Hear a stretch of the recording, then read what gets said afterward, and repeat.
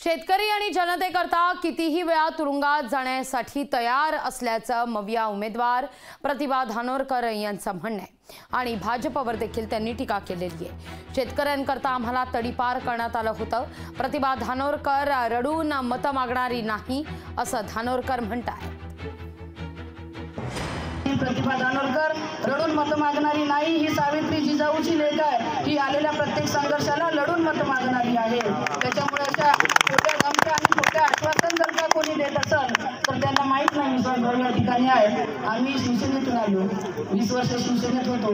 शेतकऱ्यांसाठी रस्त्यावरून उतरून मोर्चे आंदोलन केले, दोनदा तडीपार होतो। दोघं नवरा बायको 6 जिल्हे बाहेर राहिलो आणि कोर्टात किंवा जेलात टाकायची धमकी जर का भाजपचे लोक देत असेल तर असा शेतकऱ्यांसाठी आणि माझ्या मतदारासाठी कितीदा जेलात जायचं काम पडलं तरी ती तयारी या प्रतिभा धानोरकरची आहे।